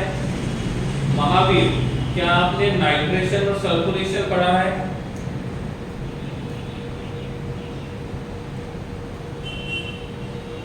Mahavir, I am asking to you, क्या आपने नाइट्रेशन और सल्फोनेशन पढ़ा है?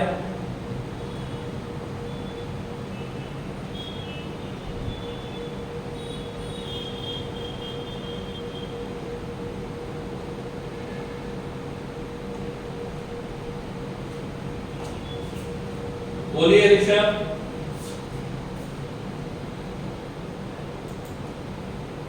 क्या हुआ ऋषभ?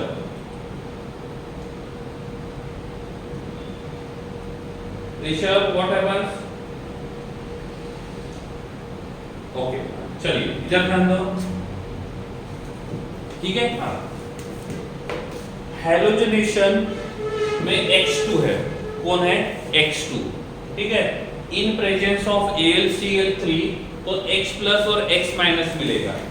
अब आप लोग बोल रहे हो, कुछ लोगों ने ये क्वेश्चन पूछा है मुझे, सर ठीक है, आपने बोला यहाँ पे बेंजीन रिंग है तो ये ड्रॉ कर दिया बेंजीन रिंग, इसमें alternate single bond double bond है, वो भी समझ गया।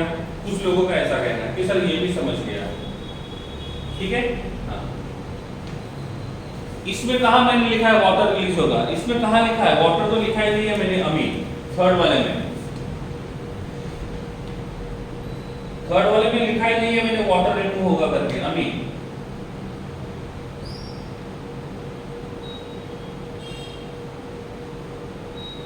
ठीक है ना। अब यहां से ये H है, इसमें तो अनसिमेट्रिकल बॉन्ड फ्यूजन होगा, इसमें तो अनसिमेट्रिकल बॉन्ड फ्यूजन होगा, तो यहां पे रहेगा नेगेटिव और यहां पे रहेगा पॉजिटिव। तो यहां पे जो X और X है इसके बीच कैसा बॉन्ड फ्यूजन होना चाहिए, इसके बीच कैसा बॉन्ड फ्यूजन होना चाहिए। अब यहां पे तो अनसिमेट्रिकल बॉन्ड फ्यूजन होगा, तो यहां पे बॉन्ड फ्यूजन कैसा होगा, सिमेट्रिकल या अनसिमेट्रिकल। तो यहां पे भी बॉन्ड फ्यूजन अनसिमेट्रिकल होगा, तो क्या मिलेगा, एक मिलेगा X प्लस और दूसरा मिलेगा X माइनस। तो जो X प्लस रहेगा उसको हम लोग इलेक्ट्रोफाइल बोलेंगे और जो X माइनस रहेगा उसको हम लोग न्यूक्लियोफाइल बोलेंगे। समझ में आ रहा है, समझ में आ रहा है, ओके ठीक है। अब क्या होगा, नहीं ये वो पहले वाले रिएक्शन का था, that was from first reaction, वो प्रीवियस रिएक्शन तक का था, इस रिएक्शन का नहीं था, ओके ठीक है। तो अब क्या होगा, ये X प्लस यहाँ जाएगा और X माइनस यहाँ जाएगा, समझ गए। तो X प्लस यहाँ चला गया और X माइनस यहाँ चला गया, तो हमने बेंजीन रिंग के ऊपर इलेक्ट्रोफाइल को ऐड किया या न्यूक्लियोफाइल को, तो बेंजीन रिंग के ऊपर इलेक्ट्रोफाइल का रिएक्शन किया या न्यूक्लियोफाइल का, इलेक्ट्रोफाइल का। और इसीलिए हम इसको बोलते हैं इलेक्ट्रोफिलिक सब्स्टिट्यूशन रिएक्शन, और इसलिए हम इसको बोलते हैं इलेक्ट्रोफिलिक सब्स्टिट्यूशन रिएक्शन। तो यहाँ पे जो बाय प्रोडक्ट रहेगा HX, अभी आपने यहाँ का H2O बोला होगा तो वो H2O प्रीवियस रिएक्शन का था, ठीक है। यहाँ पे H2O नहीं आएगा, यहाँ पे बाय प्रोडक्ट रहेगा HX। क्लियर नाउ, समझ में आ रहा है, ये क्लियर हुआ। जिनको समझा है वो हैंड रेज करेंगे, जिनको डाउट्स है चैट बॉक्स में लिख दीजिए।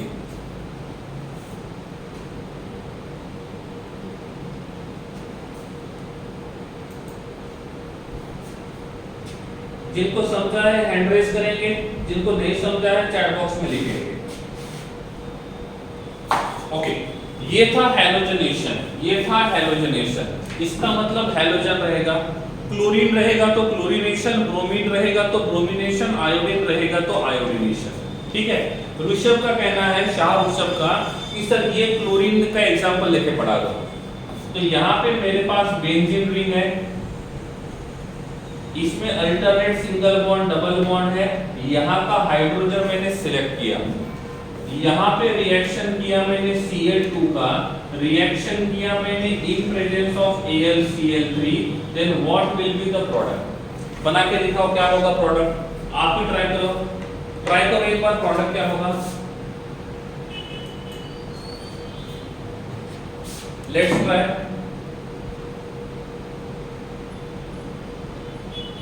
After completion raise your hand, after completion raise your hand.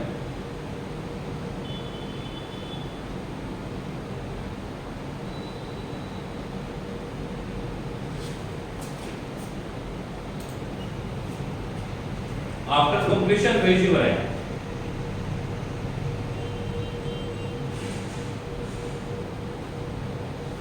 Okay, क्या करेंगे, Cl2 का जो बॉन्ड टूटा है तो यहाँ पे Cl प्लस रहेगा और यहाँ पे Cl माइनस रहेगा। अब Cl प्लस जो रहेगा वो बेंजीन रिंग के ऊपर जाएगा, Cl माइनस जो रहेगा वो हाइड्रोजन के साथ जाएगा। तो यहाँ पे प्रोडक्ट होना चाहिए, this is benzene ring attached to chlorine attached to HCl। Is it clear? समझा है तो हैंड रेज कीजिए, नहीं समझा है तो चैट बॉक्स में पूछिए।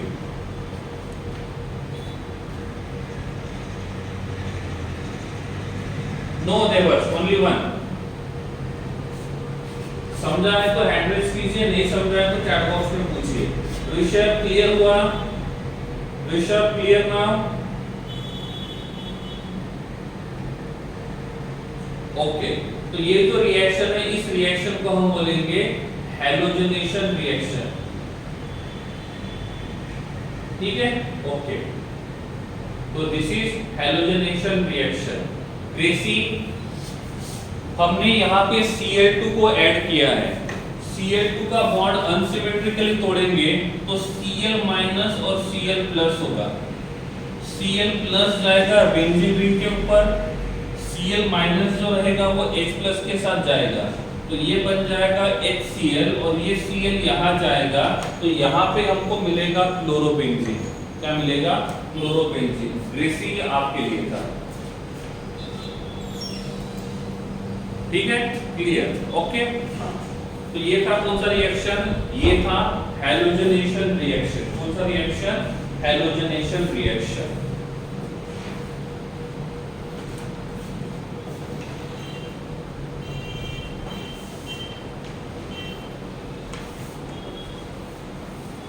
नेक्स्ट वाला जो रिएक्शन आता है नंबर 4, उसको बोलते हैं अल्काइलेशन रिएक्शन।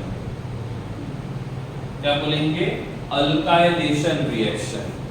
अल्काइलेशन रिएक्शन में हम यूज करते हैं Rx को। इसको यूज करेंगे Rx को। रिएक्शन होगा इन प्रेजेंस ऑफ AlCl3। यहाँ पे हमको इलेक्ट्रोफाइल मिलेगा R+ और न्यूक्लियोफाइल मिलेगा X-। क्या रिएक्शन होगा? अल्काइलेशन में हमने ऐड किसको किया? अल्काइलेशन में हमने ऐड किसको किया? अल्काइलेशन में हमने ऐड किया है Rx को। Rx का बॉन्ड तोड़ेंगे। Rx का बॉन्ड तोड़ेंगे तो क्या होगा? यहाँ हमको मिलेगा R+ और यहाँ मिलेगा X-। एक में मिलेगा R+, दूसरे में मिलेगा X-। इसमें से R+ जो है वो इलेक्ट्रोफाइल का काम करेगा और X- जो रहेगा वो न्यूक्लियोफाइल का काम करेगा। एक इलेक्ट्रोफाइल का काम करेगा, दूसरा न्यूक्लियोफाइल का काम करेगा। ठीक है,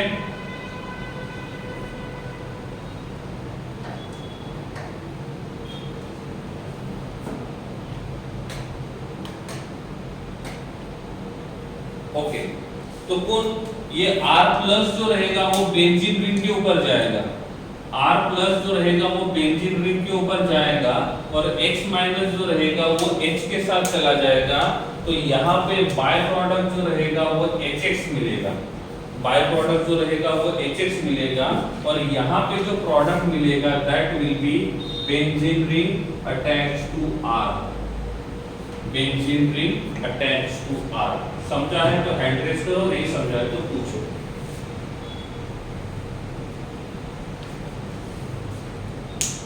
yes Rishi, you can. Okay, number 5। Number 5 acylation. Number 5 acylation. यहाँ पे होता है R attached to C double bond X, reaction in presence of AlCl3। Electrophile होता है RC डबल बॉन्ड O+ और X-। आप इसका रिएक्शन कंप्लीट करो और after completion raise your hand. Acylation reaction में किसको ऐड करेंगे? क्या इलेक्ट्रोफाइल होगा, क्या न्यूक्लियोफाइल होगा, ये मैंने लिख के दे दिया है। अब आपको क्या करना है? उस रिएक्शन को कंप्लीट करना है, नंबर 5 वाला। And after completion raise your hand. फिर मैं आपको बताऊंगा कि इस रिएक्शन का प्रोडक्ट क्या होना चाहिए।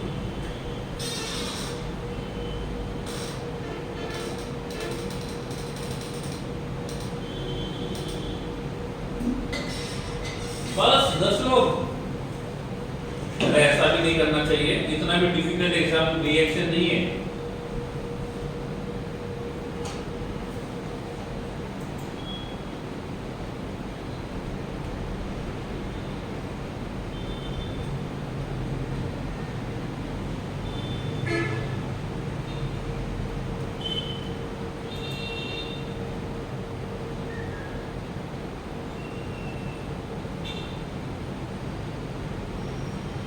महावीर, अप्रोक्सीमेट 20 सेकंड्स अगेन यहां से। ओनली 17। जल्दी सॉल्व करो रे मेरे।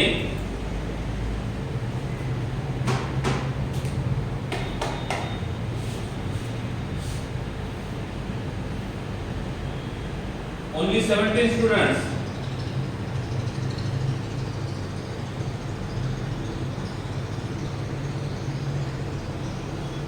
हो गए। ओके चलिए इस रिएक्शन को कैसे कंप्लीट करेंगे? दिस इज बेंजीन रिंग, यहाँ पे हाइड्रोजन है, हमारे पास है R attach to C double bond O plus और यहाँ पे X माइनस। ठीक है, क्या होगा? ये पॉजिटिव यहाँ जाएगा, हाइड्रोजन यहाँ आएगा। ठीक है, तो यहाँ पे हमको जो प्रोडक्ट मिलेगा that will be this is benzene ring attach to C double bond O attach to R। जिसका आंसर सही था वो हैंड रेज करेंगे, जिसका आंसर गलत था वो कहाँ पे गलती हुई है वो बता सकते हैं।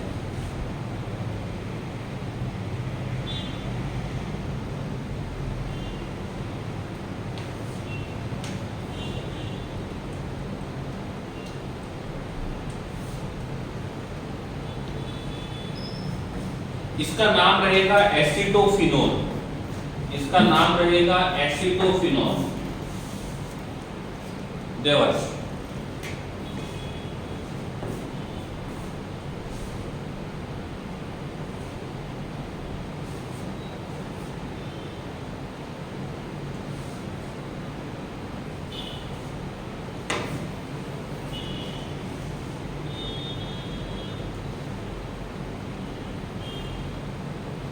तो ये है 5 टाइप के electrophilic substitution reaction: nitration, sulphonation, halogenation, alkylation और असाइलेशन।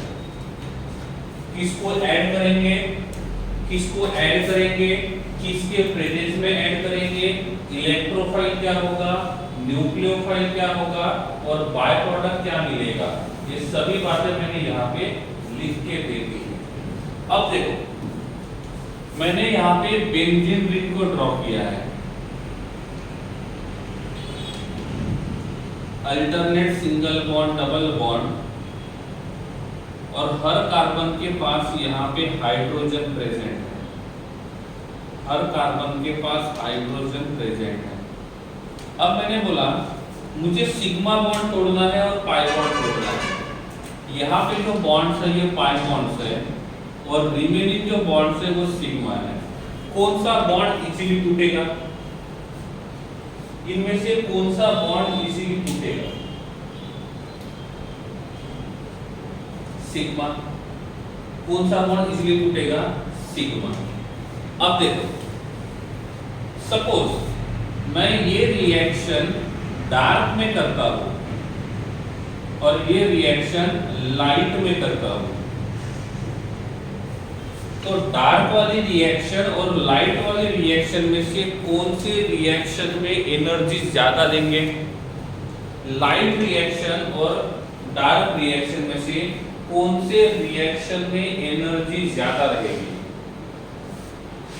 लाइट रिएक्शन और डार्क रिएक्शन में से किस में एनर्जी ज्यादा रहेगी? एनर्जी किस में ज्यादा रहेगी? ओके देखो यहाँ पे डार्क है, इसका मतलब उसमें लाइट नहीं है। लाइट जो होता है जब हमारे बॉडी के ऊपर लाइट आएगा तो हमारे बॉडी का टेम्परेचर बढ़ता है या कम होता है? इफ हमारे बॉडी के ऊपर हम लोग लाइट को पास करते हैं तो लाइट जब हमारे बॉडी के ऊपर आएगा तो हमारे बॉडी का टेम्परेचर बढ़ेगा या कम होगा? इंक्रीज होगा। इसका मतलब ये लाइट जो है ये लाइट एनर्जी देने का काम करता है। इसका मतलब जहां जहां पे लाइट लिखा है, जहां जहां पे लाइट लिखा है, इसका मतलब वहां पे क्या होगा? एनर्जी होगा। समझ में आ रहा है? तो जहां जहां पे लाइट है इसका मतलब आप समझ जाना कि वहां पे क्या है? एनर्जी है।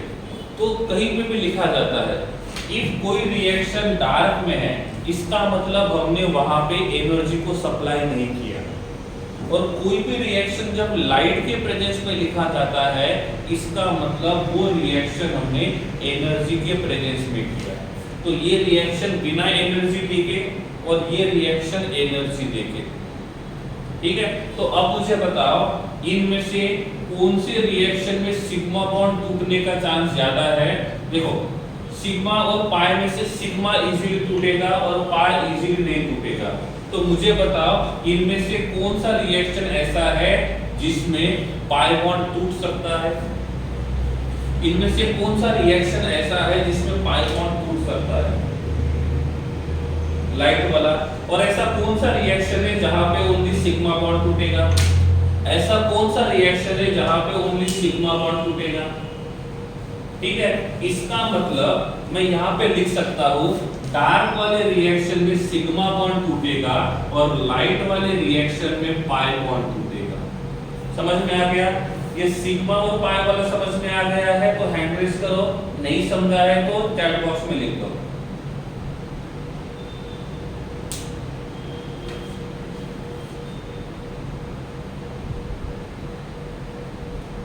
ठीक है, ओके। अब देखो, अब मैंने बोला यहाँ पे मैंने डार्क में क्लोरीनेशन किया और मैंने लाइट में क्लोरीनेशन किया।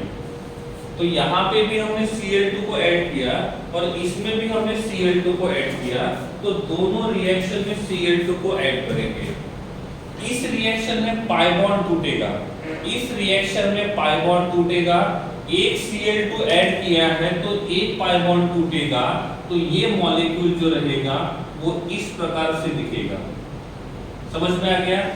लाइट के प्रेजेंस में रिएक्शन करेंगे तो पाई बॉन्ड टूटेगा नहीं, लाइट में ओनली पाई बॉन्ड टूटेगा। लाइट में ओनली पाई बॉन्ड टूटेगा, लाइट में ओनली पाई बॉन्ड टूटेगा और डार्क में ओनली सिग्मा बॉन्ड टूटेगा।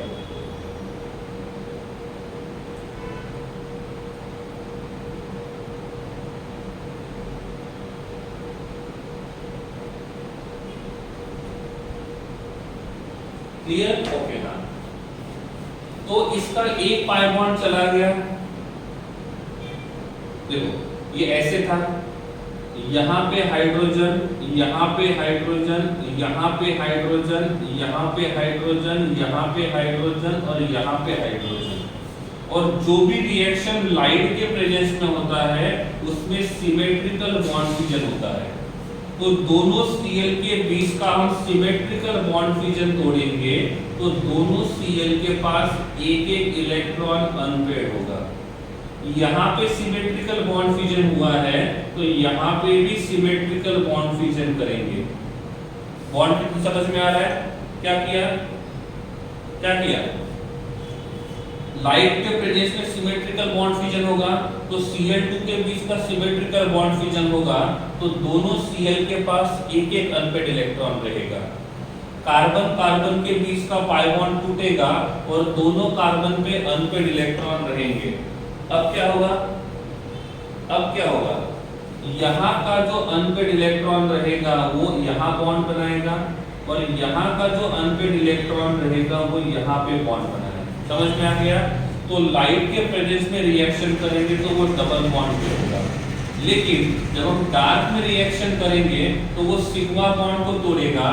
जब वो सिग्मा बॉन्ड को तोड़ेगा तो इस प्रकार से हम यहाँ पे alternate single bond double bond लिखेंगे और यहाँ पे क्लोरीन रहेगा। समझ में आ गया। तो इसमें क्या किया, एक हाइड्रोजन को निकाल के वहां पे हमने क्लोरीन को लगाया।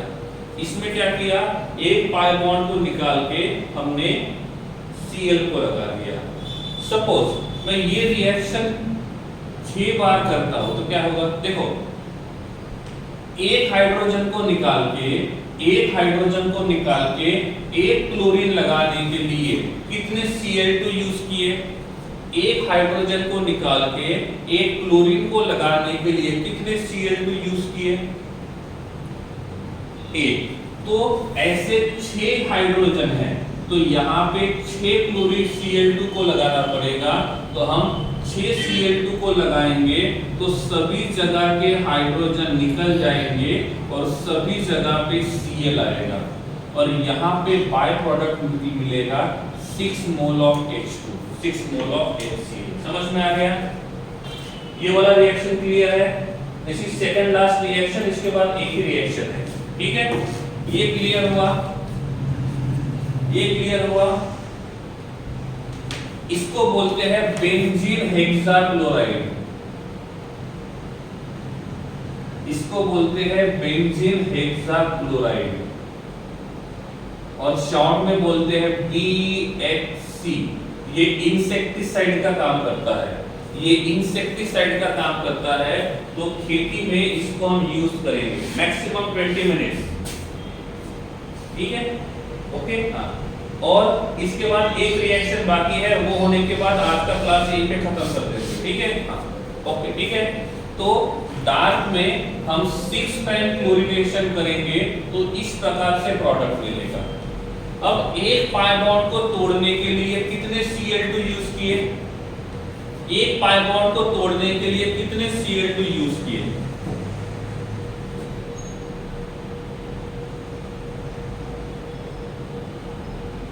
एक। यहां पे टोटल कितने पाई बॉन्ड है? यहां पे टोटल कितने पाई बॉन्ड है? यहां पे टोटल जो पाई बॉन्ड है वो 3 है, और इसका मतलब हम 3 मोल्स ऑफ Cl2 को यूज करेंगे, तो यहां से निकल जाएगा पाई बॉन्ड, यहां से निकल जाएगा पाई बॉन्ड, यहां पे लगेगा क्लोरीन, यहां लगेगा क्लोरीन, यहां रहेगा क्लोरीन, और यहां रहेगा क्लोरीन। इसका मॉलिक्यूलर फार्मूला है C6Cl6, इसका मॉलिक्यूलर फार्मूला है C6H6Cl6, और इसका बोलते हैं हेक्सा क्लोरोबेंजीन। क्या बोलेंगे? Hexa chlorobenzene HCl, hexa chlorobenzene. ठीक है, तो यहाँ पे हमको C6Cl6 मिला है, यहाँ पे हमको C6H6Cl6 मिला है। एक में हमने रिएक्शन लाइट के प्रेजेंस में किया, और एक में हमने रिएक्शन डार्क के प्रेजेंस में किया। तो एक reaction in presence of light है, और दूसरा reaction in presence of dark है। ठीक है, दोनों रिएक्शन को एक बार देख लो। इसके बाद एक ही रिएक्शन बाकी है, और वो सबसे इजी वाला रिएक्शन है।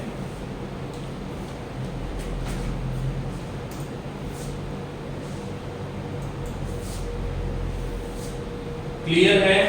डाउट है तो बोलिए, इसमें डाउट है तो बोलिए। एक रिएक्शन लाइट के प्रेजेंस में है, दूसरा रिएक्शन ओके।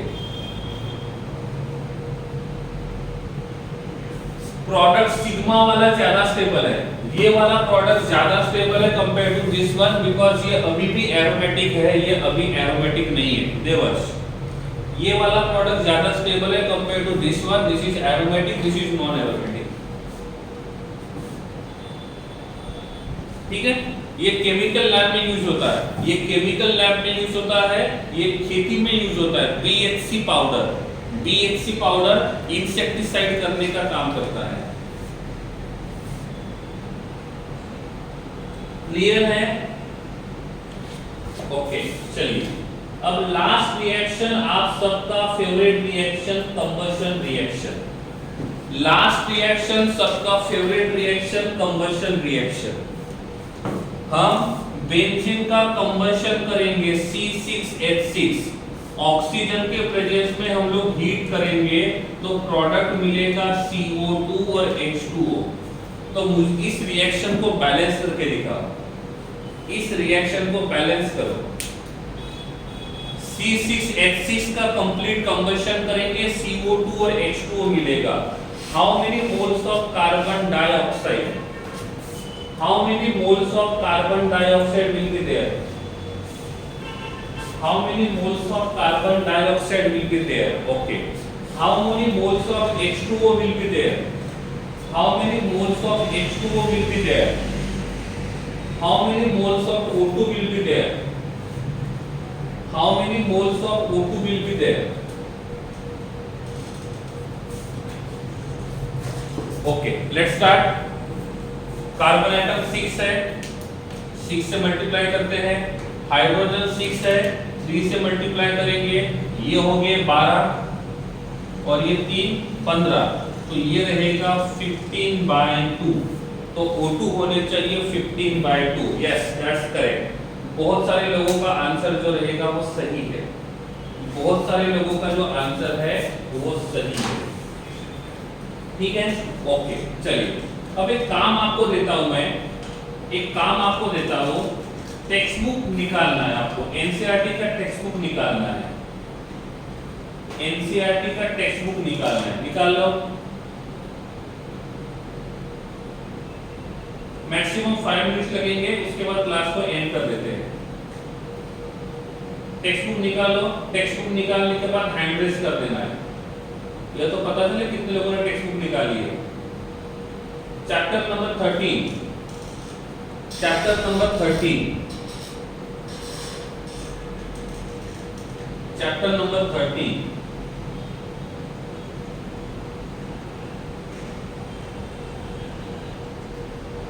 सबसे पहले दिया हुआ है क्लासिफिकेशन, ओके। उसके बाद दिया हुआ है एल्केन। आप एल्केन देखो, एल्केन में से कोई टॉपिक बाकी होगा तो बता दो। एल्केन देखना है, एल्केन में से कोई टॉपिक बाकी होगा तो वो आपको चैट बॉक्स में लिंक भेजना है। एल्केन में से कोई टॉपिक बाकी होगा तो एक बार चैट बॉक्स में आप लिख सकते हो, देख लो एक बार।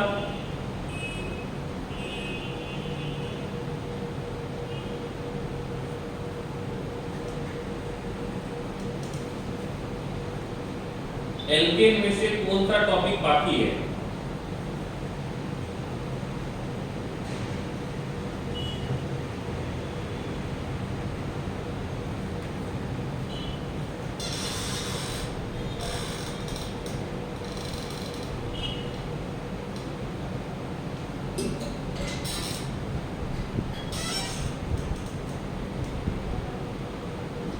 Which mechanism?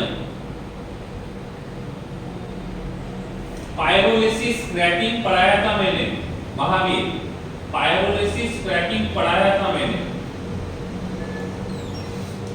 Large hydrocarbon molecule को स्मॉल हाइड्रोकार्बन मॉलिक्यूल में कन्वर्ट करते हैं and that reaction is called as pyrolysis reaction. Gracy mechanism की कोई जरूरत नहीं है फिलहाल यहाँ पे, इसलिए वो नहीं बता दिया था। ग्रेसी मैकेनिज्म की यहाँ पे कोई जरूरत नहीं है और इसलिए मैकेनिज्म नहीं पढ़ाया। एल्केन में कोई टॉपिक बाकी है तो उसका नाम बता सकते हो। राज, हैलोजनेशन में जो मैकेनिज्म दिया हुआ है इसकी फिलहाल कोई यहाँ पे जरूरत नहीं है और इसलिए मैंने उसको यहाँ पे कवर्ड नहीं किया है।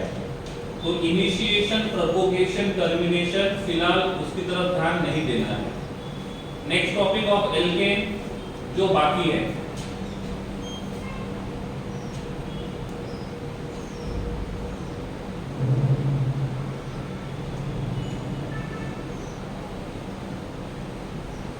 इफ कुछ बाकी नहीं है तो चैट बॉक्स में लिख सकते हो ऑल टॉपिक्स कंप्लीटेड। इफ कुछ बाकी नहीं है तो आपको कुछ नहीं मिला है तो शांत नहीं बैठना है, चैट बॉक्स में लिख भेजना है कि टॉपिक कंप्लीटेड है करके। ओके, एल्कीन देखो, एल्कीन कुछ मिलता है उसमें तो नाम लिखना है टॉपिक का, और नहीं मिलेगा तो लिख भेजना है टॉपिक्स कंप्लीटेड। एल्कीन